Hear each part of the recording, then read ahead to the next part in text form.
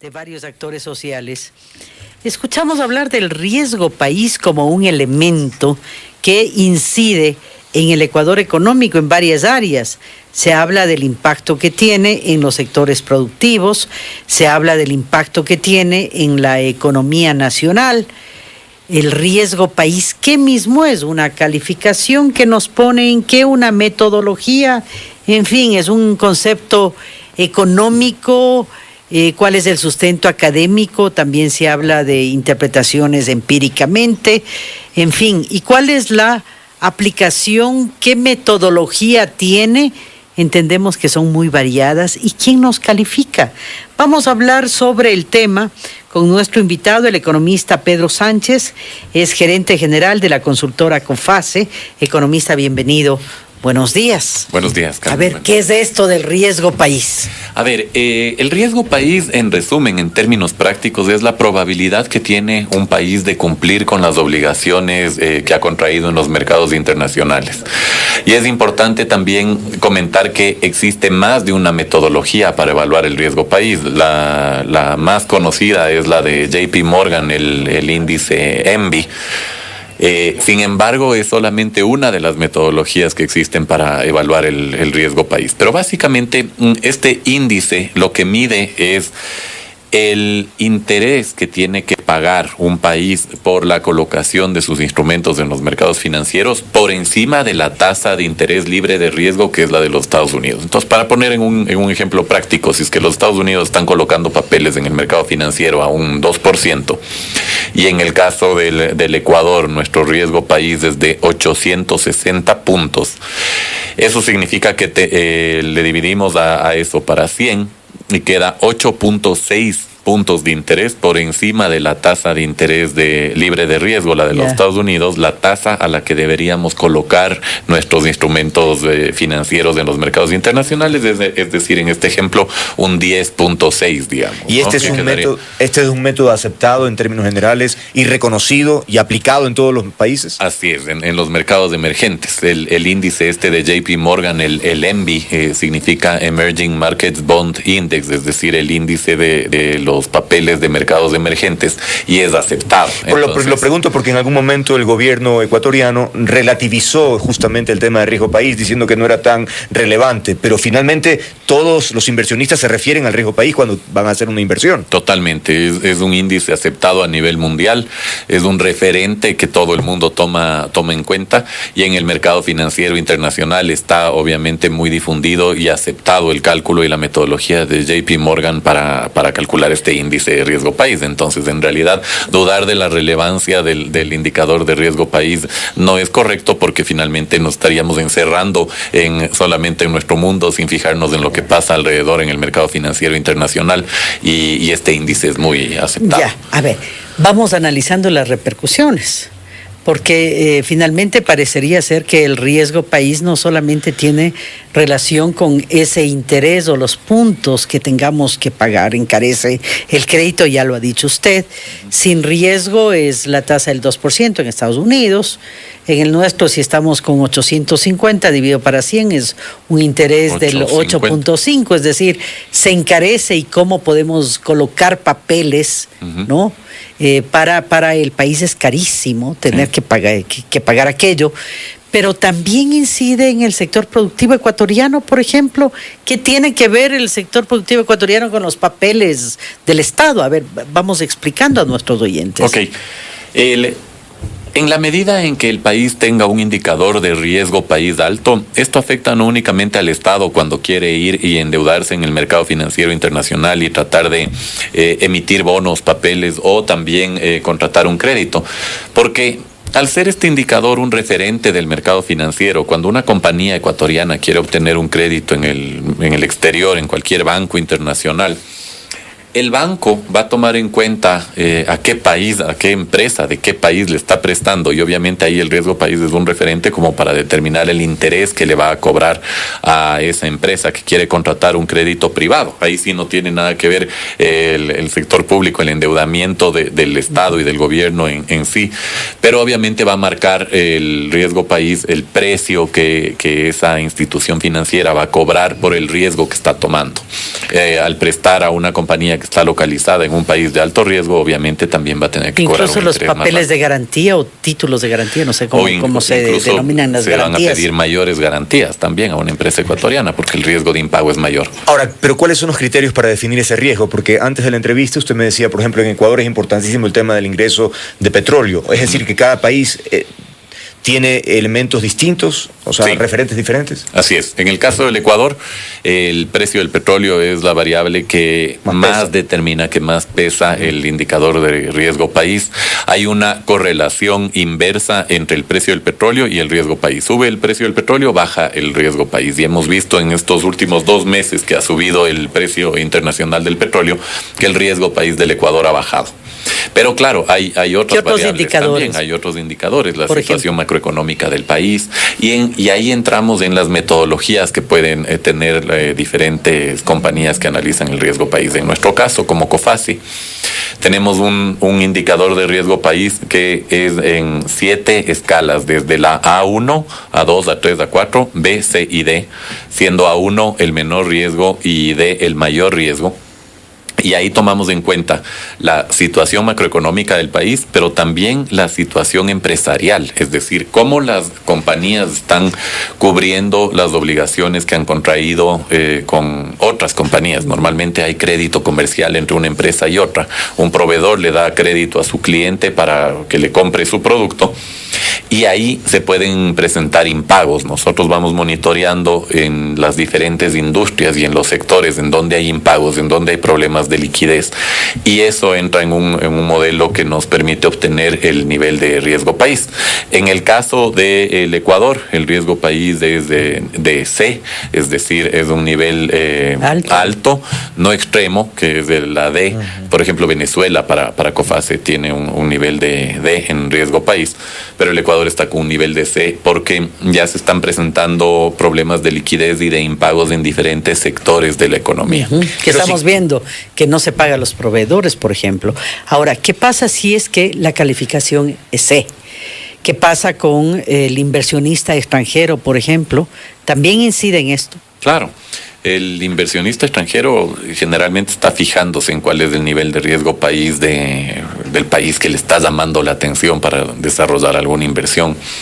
Y obviamente el hecho de tener un nivel de riesgo país alto limita las posibilidades que tenemos de captar inversión extranjera como país. Los inversiones, por ejemplo, nuestros vecinos, Colombia y Perú, Y tienen Colombia un pesa nivel a la situación de inestabilidad por los a pesar del grupos tema guerrilleros político todo, y ¿no? de la violencia que tienen ahí, tiene un nivel de riesgo país A4 y Perú también A4, que es un nivel aceptable. Mientras el Ecuador está con un nivel de C. Entonces, aparte de determinados problemas políticos que puedan vivir estos países vecinos, en la parte económica hay una política económica ordenada, prudente, un sector productivo que a pesar de la caída de precios de materias primas y de commodities y demás, está todavía desarrollando sus actividades, y además una inversión extranjera muy fuerte en los dos países, ¿no?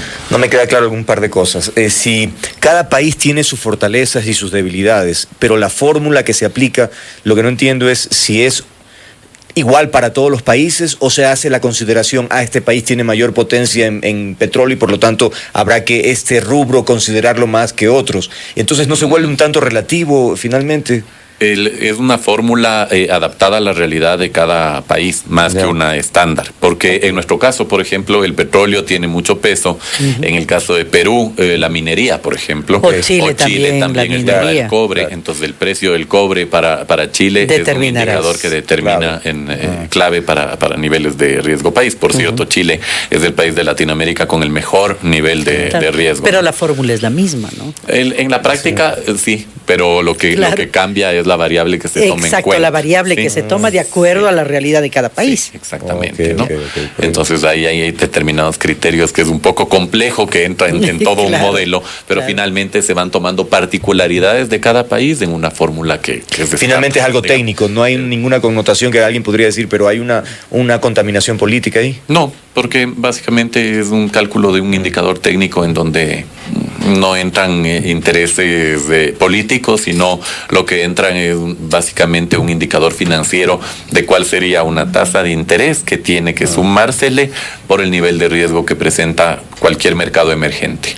Entonces, bajo este contexto es indispensable que los gobiernos observen el riesgo país y al menos proyecten mensajes de estabilidad y mensajes positivos. Claro, para cualquier gobierno es muy importante tomar en cuenta la variable riesgo país porque va a afectar al menos en dos sentidos. El uno, en la tasa de interés que ese país va a tener que pagar en el momento que quiera recurrir a financiamiento en el mercado financiero internacional, y el otro, para volverse atractivo para la inversión extranjera, porque en la medida en que un país se presente como de bajo riesgo, va a ser lógicamente mucho más atractivo para cualquier inversionista. Ahora, en el Ecuador estamos un poco entonces supeditados al incremento del precio del petróleo. ¿Qué otros elementos podría hacer Ecuador para mejorar ese riesgo?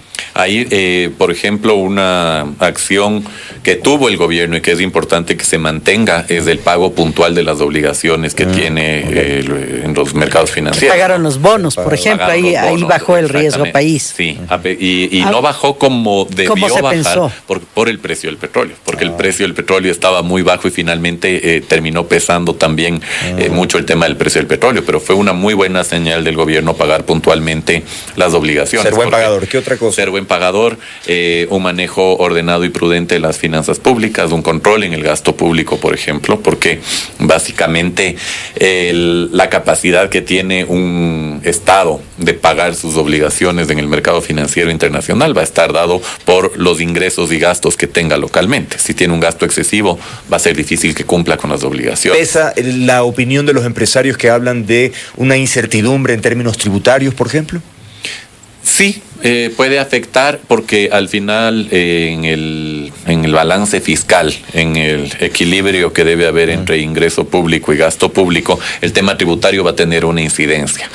Si es que hay una excesiva carga tributaria, puede ser un problema. Si hay una carga tributaria también muy baja, también representa un problema porque no va a permitir afrontar los gastos que tiene el gobierno. Entonces tiene que haber un equilibrio entre la carga impositiva y el nivel de gasto que tiene el gobierno para que haya una política económica ordenada y se puedan cumplir también las obligaciones. Ahora, ¿de qué manera? Porque a veces escuchamos el riesgo país, pero decimos eso es algo lejano, eso es de la economía grande.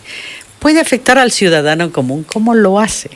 Sí le puede afectar. En realidad suena como algo muy macroeconómico, finalmente eterno, es del gobierno el que tiene que cumplir esas obligaciones o no, pero si es que el financiamiento para el gobierno se encarece, y para los productores también. Y para los productores va a tener al final del día un impacto en la economía de cualquiera de nosotros como ciudadanos. Porque ¿qué puede pasar? El gobierno tiene que recurrir a un financiamiento más caro en el mercado internacional. Para poder pagar un financiamiento más caro necesita ingresos. ¿Qué decisión podría tomar un gobierno? Subo impuestos. Necesito aumentar la carga tributaria para poder cumplir esas obligaciones que adquirí en el mercado internacional y automáticamente podría tener un impacto en el bolsillo de los ecuatorianos. ¿Qué más podría pasar? Lo que hablábamos hace un momento. Una compañía quiere recurrir a financiamiento de alguna entidad financiera en el exterior, le van a cobrar más caro también. Eso va a hacer que esa compañía tenga que vender sus productos a un precio superior y va a afectar al final del día en el bolsillo del consumidor. Entonces, aunque parezca que todos estos índices que suenan a veces muy técnicos y muy elaborados, parecería que no tienen un impacto en el día a día de cualquier ciudadano, todo está relacionado. En economía todo tiene una conexión y hay una causa y un efecto para todo. Entonces, finalmente, sí habrían consecuencias en la vida, en el día a día de los ciudadanos. En varias ocasiones el gobierno ha dicho que estaba trabajando para disminuir ese riesgo país, 700, 800 puntos. ¿Cree usted que a través del tiempo ha hecho los esfuerzos necesarios o ha ido en contravía? En determinados momentos se han hecho esfuerzos necesarios, por ejemplo, el pago puntual de los bonos fue una buena señal al mercado financiero. En otros momentos se han dado señales contrarias que afectan a la confianza. Por ejemplo, ¿qué tipo de acciones? Por ejemplo, el mismo hecho, o el mismo hecho de dar declaraciones de que el riesgo país no es importante. Claro, o sea, es una señal que dice, bueno, no me preocupa el riesgo país, entonces, ¿qué pasa? ¿Qué le preocupa? Entonces yo creo que lo importante es tener una consistencia a lo largo del tiempo para demostrar que el país está interesado en cumplir con las obligaciones que adquiere en los mercados financieros internacionales, en llevar una política económica ordenada, un equilibrio entre las cuentas públicas y que las cosas en la parte de administración de las finanzas. COFAS, para un comercio más seguro.